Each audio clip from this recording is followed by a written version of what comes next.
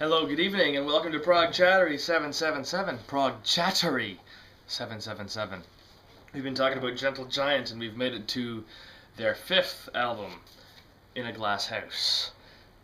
Definitely a significant one in the collection. I think a lot of people, I'm sure a lot of people looked at this as being their best. I can see why. You know, sometimes when I'm in a real Gentle Giant phase, I will say, yeah, this is the best they ever did. Generally, though, I don't put it up in my top three moments of Gentle Giant. But it is essential. It is the band at the top of their game. Right at the peak of what they were doing. And it kind of catches the band in disaster mode, really, because Phil Shulman of the Shulman Brothers, which were kind of the core of the band right from the start, had left after the previous album, left after Octopus, and the band was reduced to a five-piece, which you could say, oh yeah, that streamlined the sound, but I mean it really didn't, because again they're all multi-instrumentalists and there's all kinds of instruments on this album. I mean, I think this might be the peak of their multi-instrument usage. Like, there is so much going on here. And it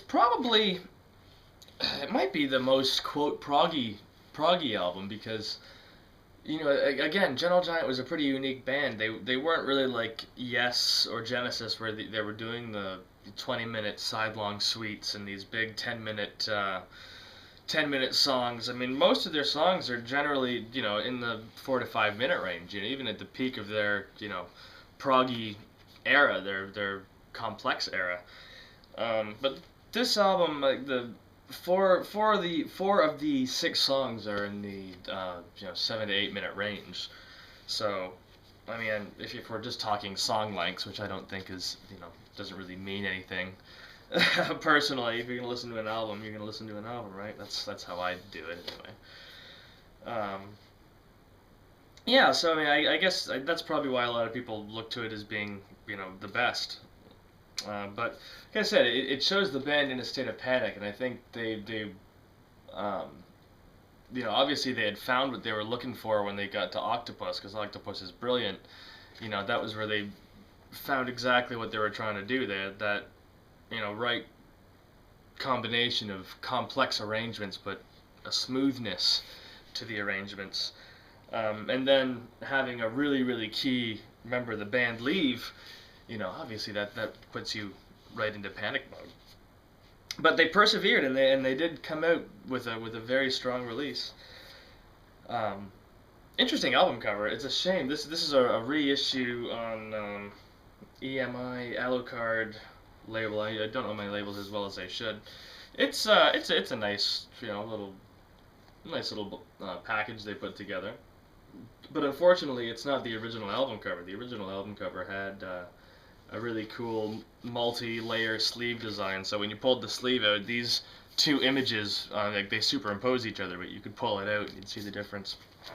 But this illustrates the different instruments they're using. There's Ray Shulman. He's got his bass and his violin. Derek with his heavy vocals and the saxophone. Gary Green's got one of the recorders and guitar. John Weathers drums and percussion, more percussion and keyboards for Kerry Manier. But you already knew that. You knew that they played all those things and others. Also notable, this is a concept album. Octopus was not a concept album.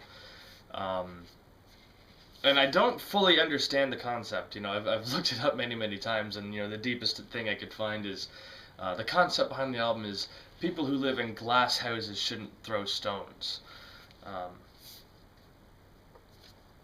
I still don't quite get it. I don't quite get the story or whatever, but it holds together as a nice album, though. It's got a nice flow to it. Blah blah blah blah blah blah blah. Track 1. First side, we get The Runaway. Again, this is a classic piece of Gentle Giant. Opens up with the sound of glass breaking. I love that intro. Just a whole bunch of shattering sounds, and then eventually it settles into a rhythm in 7, I believe. Yes, it is in 7.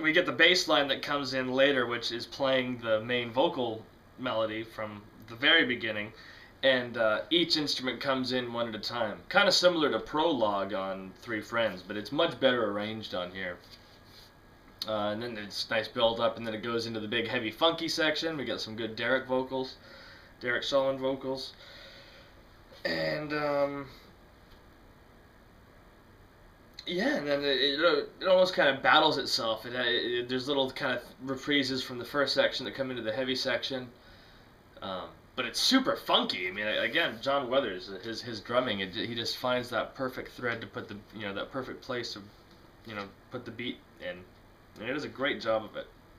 And it all winds its way back to the Carrie part, the medieval sounding part. And it just got a great ending to it. I love that.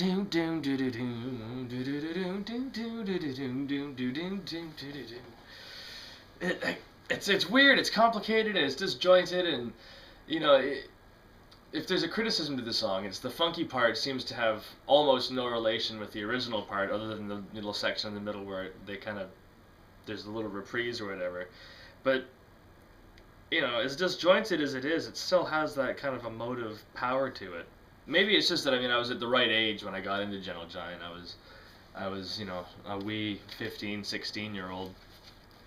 And, your senses are wide open when you're getting into things. And I'm glad they were open when I got into Gentle Giant. I'm glad they were open when I got into a lot of bands.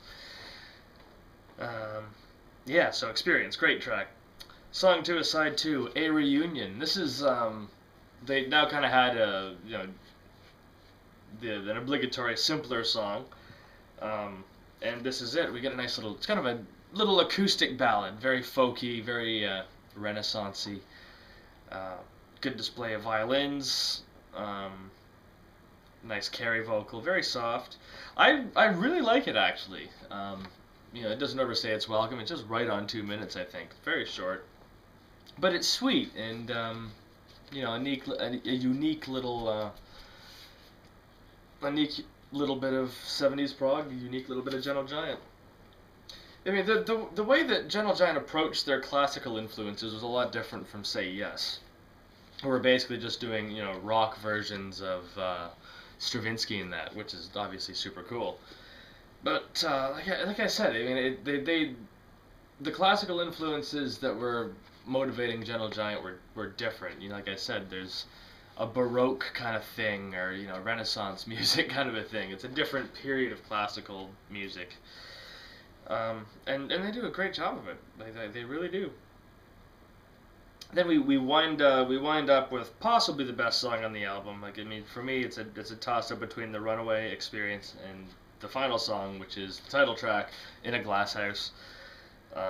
And it is fantastic. It's very proggy in that we start in one place and we end in another.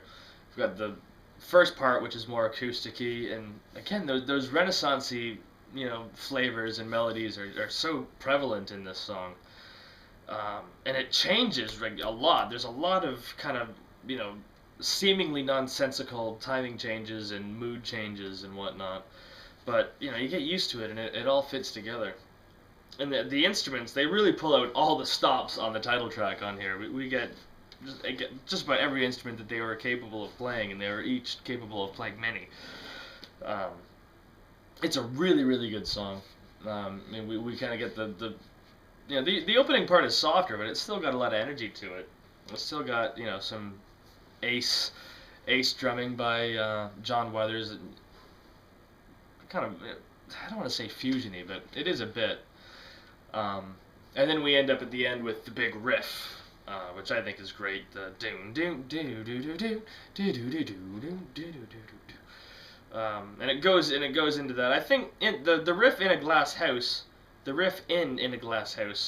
is it makes more sense with the rest of the song, more so than like the heavy riff in Experience. I think that there's a better, it's better arranged, I guess.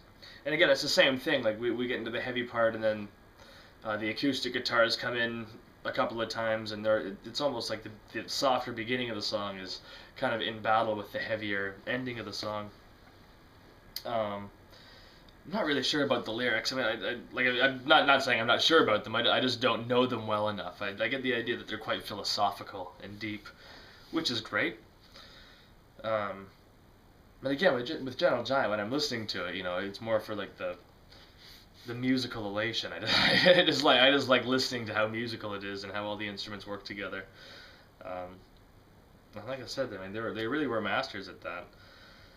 So it's kind of a weird album. Like I said, it's some would say it's the moment where they hit perfection. Some would say it's a transitional album.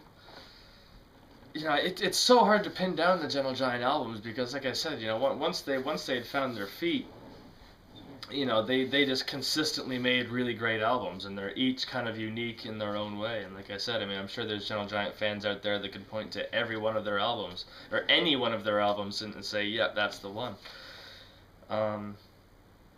So yeah, that's it for In a Glass House. I really like this album, but it's not my favorite.